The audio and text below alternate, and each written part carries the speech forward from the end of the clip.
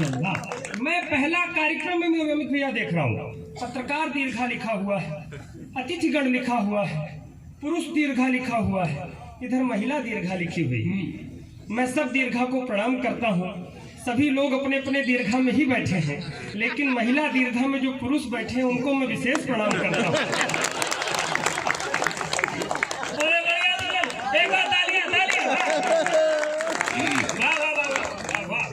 आनंद के साथ रहिए। मैं कहने बहरहाल दादा ने हमको बहुत अच्छे ढंग से उठाया है, भगवान दादा को भी अच्छे ढंग से उठाए।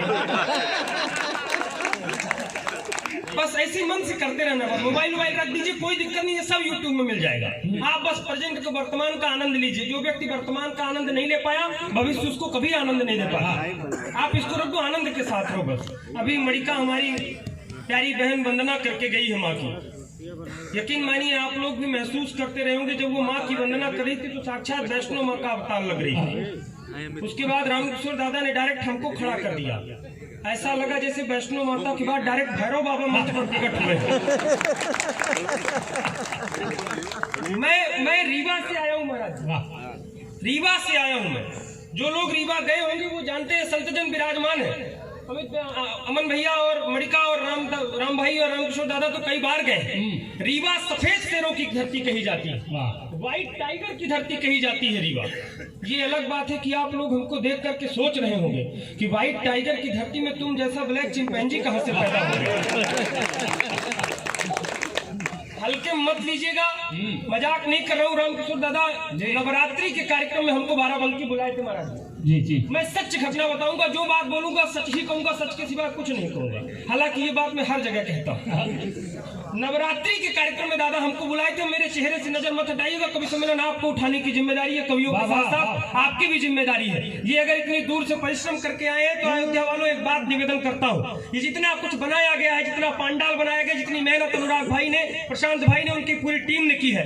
कवि जितने किलोमीटर से आए हैं, अगर आप खामोश हो गए तो शायद ये रात अधूरी रह जाएगी, ये शाम अधूरी रह जाएगी। मेरा निवेदन है कि यहाँ से वहां तक पूरा पंडाल जोरदार तालियां बजाकर कार्यक्रम करें। इस तरह से मत रहिएगा, मन टूटने लगेगा हमारा। थोड़ा सा आनंद के साथ, बस मस्ती के साथ रहिएगा। मेरे चेहरे से नजर मत हटाइएगा। ये माताएं बैठी हैं, ये मुझे देख करके ऐसे अचंभित तो जैसे भूत प्रेत देख ली। मैं रीवा से बता रहा हूँ, जैसे मैं सच्ची बात बता रहा हूँ। नवरात्रि के कार्यक्रम में दादा हमको बुलाए थे और जैसे होटल से लेके चले तो 4-5 लोग डंडा लेके खड़े हो गए। दादा पूछे कि क्या दिक्कत है? बोले हम लोग नवरात्रि उत्सव वाले हैं। तो दादा पूछे कि चंदा उंदा चाहिए? बोले चंदा नहीं चाहिए, बताइए ये आपका कौन है? तो दादा बोले हमारा छोटा भाई है, क्या दिक्कत है? बोले ये छोटा भाई आपका 9 दिन के लिए खाली है क्या? जैसे आप लोग हैरान हुए वैसे दादा भी हैरान हुए। बोले आखिर करोगे क्या 9 दिन का तुम लोग इसका? नजर चेहरे से मत हटाइएगा। बोले आखिर करोगे क्या 9 दिन का तुम लोग इसका?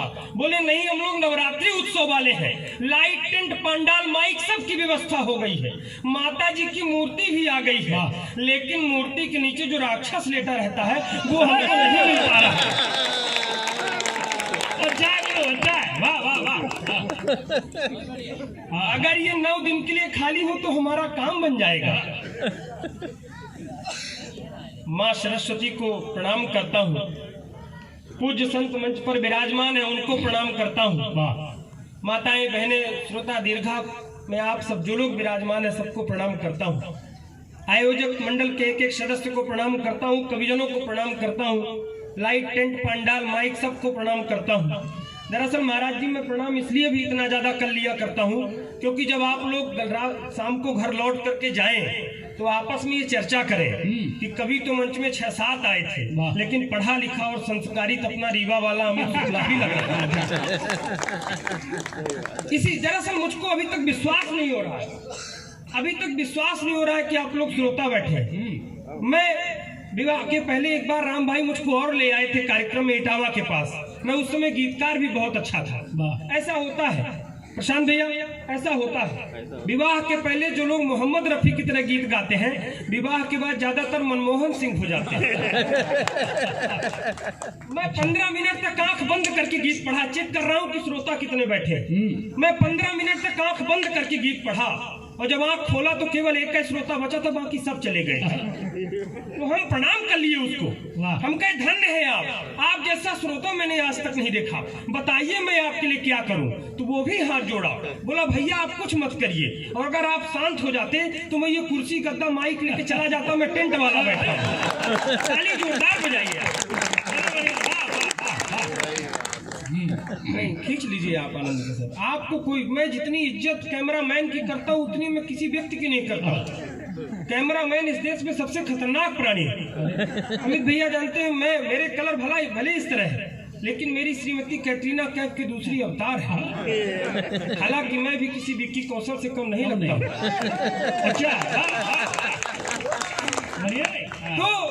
तो मैं शादी में बैठा था अमित भैया, तो कैमरामैन आया और बोला पैसा ज्यादा लगेगा।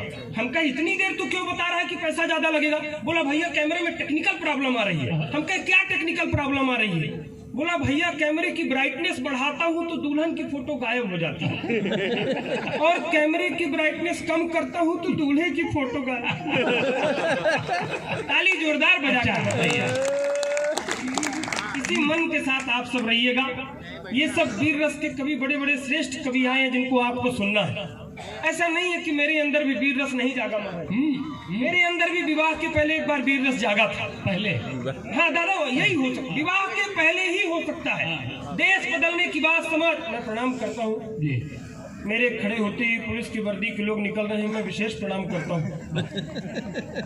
नहीं, मैं बहुत सम्मान करता हूँ वर्दी का। जितना मैं पुलिस के लोगों का सम्मान करता हूँ उतना धर्म पत्नी का नहीं करता।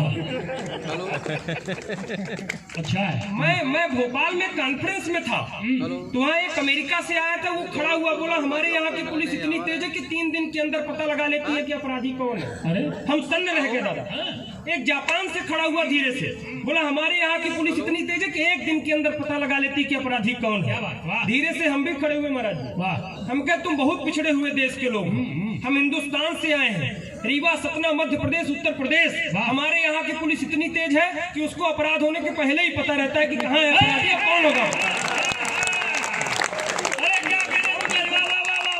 तालियां जोरदार बजाइए आप। अरे वाह वाह वाह वाह वाह वाह, बहुत पिछड़े हुए। अरे बढ़िया, वाह वाह वाह वाह। दोनों अमित है लेकिन अब रंग का अंतर है।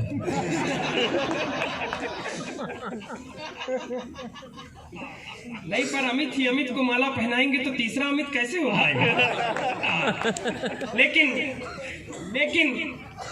दादा ये सब अमित भैया जैसे वीर रस के बड़े कवि, अमित भैया मुझको भी वीर रस सवार था, देशभक्ति का भूत। ऐसा होता है जैसा दादा कह रहे थे विवाह के पहले, तो विवाह के पहले ही हो सकता है। जितने कुमारे लड़के, मैं सच बता रहा हूँ, समाज बदलने की बात, देश बदलने की बात, ये सब विवाह के पहले कर डालिए जितना जल्दी हो सके, क्योंकि विवाह के बाद आप मनपसंद टीवी रिमोट चैनल नहीं बदल पाएंगे। मुझको भी जब देशभक्ति का भूत सवार था दादा, तो मैं सोचा कि मैं क्या करूं, तो मैं भी पुलिस में भर्ती होना चाहता था। आनंद चाहिए आपका, आप जाग जाएंगे तो इन बड़े लोगों की भूमिका में मैं खड़ा हुआ हूँ।